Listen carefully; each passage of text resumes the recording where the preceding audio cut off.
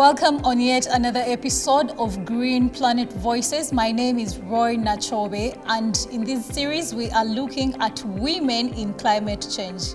They are really doing enough for this planet to see that they save Mother Nature. Today on the show we have an incredible woman, and her story is such an inspiring one. Hi Mariam, you're welcome. Hi, thank you so much. Please go ahead and introduce yourself. Tell us about what you do. Okay, my name is Mariam Kika. I'm a final year student of Bachelor of Veterinary Medicine. I am a climate activist. I am an animal welfare and health advocate, but I'm also one of the co-founders of the Climate Veterinary Alliance, an organization that was created to empower veterinarians to address the pressing challenges of climate change. Yes.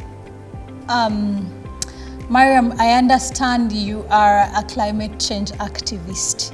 Can you please define what climate change is in your own terms, in your own language, how you understand it?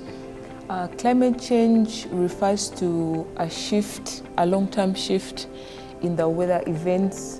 For example, I would say in Uganda we have the rainy seasons and the dry seasons. Usually when it's a rainy season, people are used to planting, and then when it's dry, it's harvesting time. But now with climate change, which we know has resulted from a lot of human activities, there's a lot of the shift in such things that we are used to. The weather is changing, that when we need to, it's supposed to be a dry season, it's actually a rainy season, and then there's a confusion with that, So that is what we refer to as climate change, and basically caused by the different human activities, such as the burning of fossil fuels, which is the greatest, yes. I understand it.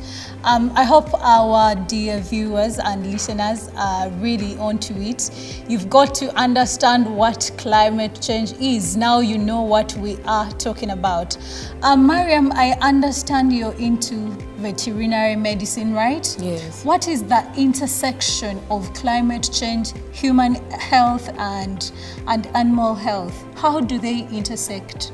Well, that's a very good question. It's really important for us to understand the intersection of climate change, animal health, and human health. Most of the times when we discuss about climate change, many people think about, how people are affected by the impacts of climate change, for example, floods. And people forget the intersection. I would use an example, for example, food. When there are impacts of climate change, such as drought, this drought usually leads to low harvest for the different farmers or people within communities.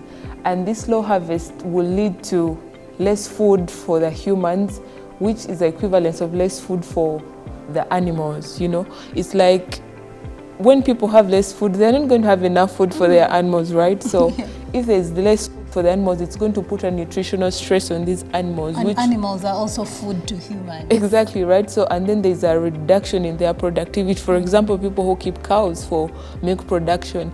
And if there is no food, that means less milk. Less milk is the equivalent of less profits for these farmers. In turn, it's like it started with the impacts of climate change, but it's affecting the humans, affecting everyone. So in one way or another, we are all being affected by climate change, not just people, but also animals, yes.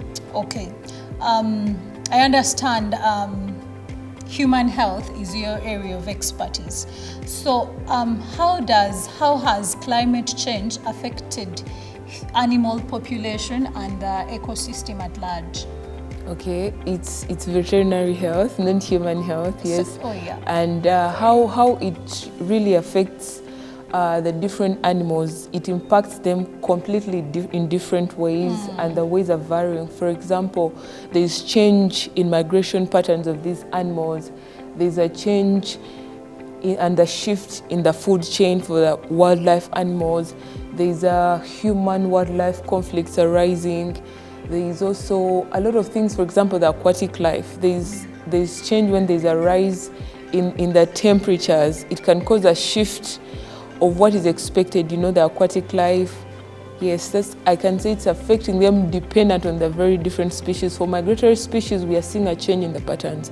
For the production animals, we are seeing low productivity. So it's a lot, it varies a lot dependent on the species we are talking about. Okay. Yes. You mentioned something like animal migration. Do animals migrate without the help of people? Yes, they actually do. There are a couple of animals, very many animals, most especially in the wildlife, that migrate. They can also be birds. Usually they are called migratory birds.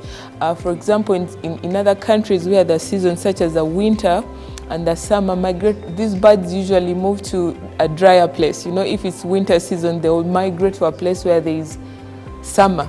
You know, when the summer's ended, where they stay, they actually go back. Animals do really migrate, but also they can migrate in large numbers for the wildlife, where they move from a place where there is no food to a place where there is food. Yes, yes. Oh, I get it. Yeah, I now get, You get the migration. Yeah. So those are usually called migratory patterns, and they can be tracked usually when there's a season of maybe drought within a park, and then these animals move to a place where there is food and water for them. Yes. To you, our dear viewer, I hope you're grasping these things. I don't know if they are new, but if they are not new, yes, you're still relearning. This is your chance for you to learn much more about climate change and how it is connected to animal health. Are you seeing an increase in human-wildlife conflict and climate change? And if it exists, how is it? It is very true that there is actually an increase in the human-wildlife conflict resulting from climate change. And as we know, when there's climate change impacts, for example, in areas for people who live around wildlife or game parks or national parks, and for example, there's a drought in such an area, usually what people do, they move from the places where there's no water inside the park to find places where they can find water. For example, there's a story of a boy in Kenya who was killed by an elephant because he had gone to fetch water inside the park, right? And these elephants also, what they do, they actually, if there is no water in the game park, they're actually moving to places where there is water, and that means they go into people's homes. And if they reach into people's homes, those are wild animals. They are going to end up killing people, which is already a conflict. They destroy people's plants, they destroy crops and everything, and this is already creating conflict between humans and the wildlife. And another thing I can say, such issues can be resolved first of all, and I would say one of the ways would be through proper planning and coming up with different projects and ideas in a way we can reduce the contact between wildlife but also with humans. You know, for example, in the story for that guy in Kenya, there's a project in Kenya where they had to take water directly into the national parks. They had to carry water tanks into a national park and actually water the places where these animals used to gather and drink water. But also another project where they had to actually connect water directly to people's homes so that someone does not have to come from their home and, you know, go into a national park. They already have water directly for them to, you know, reducing on the contact between the wildlife and the humans. Climate change has been linked to zoonotic diseases. Can you please explain this in a language our dear viewers can understand? Okay. Zoonotic diseases. Zoonotic disease is a disease which will affect both humans and animals. It's like a shared disease, you know. If for example, I would use an example which was common in Uganda, Ebola, right? So there was an outbreak of Ebola, and this is coming from animals. Usually the disease is spread from either humans to animals or animals to humans. So a zoonotic disease is that kind, you know. I don't know if you get it, but like we share the disease. And how climate change has led to an increase in the zoonotic disease is that, first of all, that the change in the temperatures favors the parasites that cause the different diseases. And if they favor the parasites, that means there's going to be a large number of the parasites causing diseases for people. That means the risk is high for us to actually suffer the diseases. It's not even just for us, but even the humans. So that's how it's a risk due to the favorable patterns that are caused by the climate change, yes. Oh yeah, I understand there is something in veterinary medicine called the One Health. Can you elaborate more about One Health? Because it is not something that everyone is aware of. Can you please explain more? Okay, thank you so much. What I can say about One Health is, it simply talks about the interconnectedness of the environment, the animals and the humans. So it's showing that we live in an ecosystem, that the humans are connected to the animals and the animals are connected to the environment. So in one way or the other, it means we all have something to do, we all have a role to play in terms of climate action. You know, if someone is planting a tree, we are trying to curb down diseases in line with animal health, but also the human doctors are doing something, you know, and we raise our voices and advocate for climate action, renewable energies within our system. So it's like we are combining forces, you know. If it's us, the vet doctors, to represent the voice of the voiceless animals, when the human doctors stand, they speak about the human health, the environmentalists will stand and speak. So it's like a combined approach, you know, something holistic for all of us to come up with solutions and policies that can favor both humans, animals, and the planet. Yes. Okay. I hope everything is clear. In case you have a question, you can leave it in the comment section. Maybe some other day we can get Mariam back and your questions will be attended to.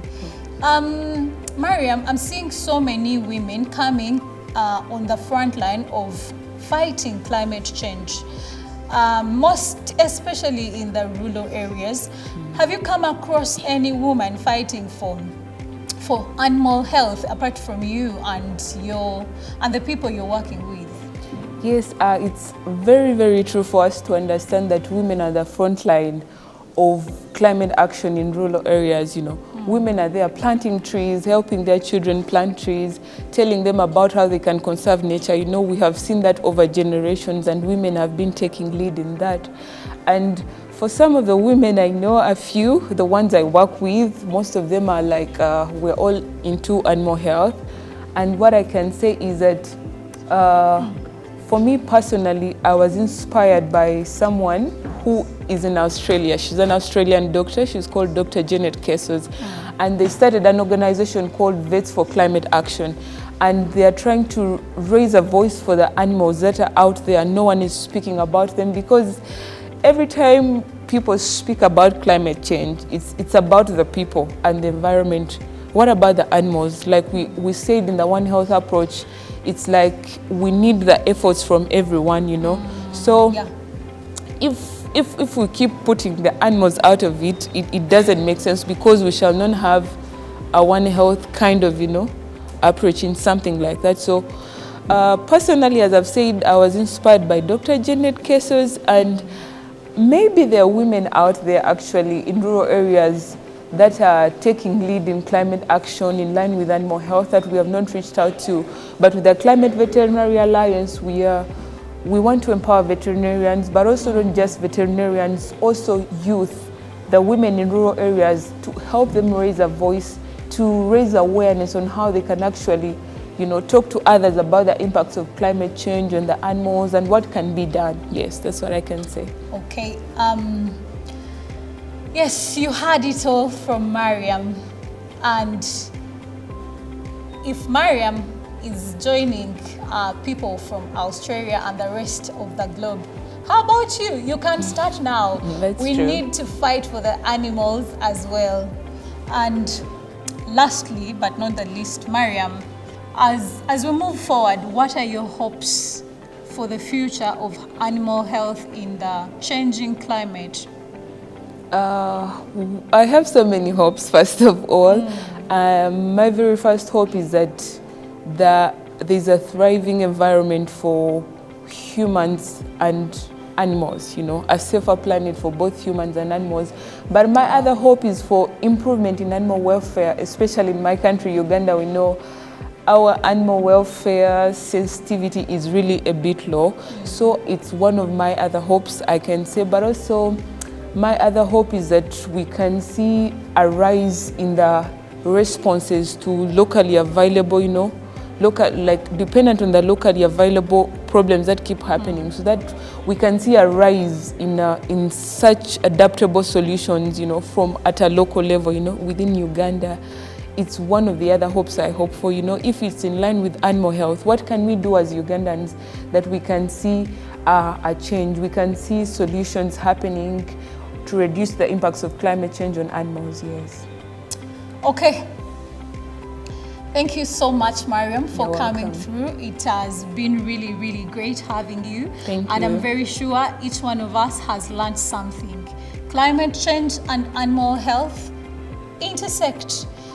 So many of us think climate change is just about humans and that's all. No. Also animal health intersects with climate change. Thank you so much for watching. This is Green Planet Voices. Once again, my name is Roy Nachobe. See you next time.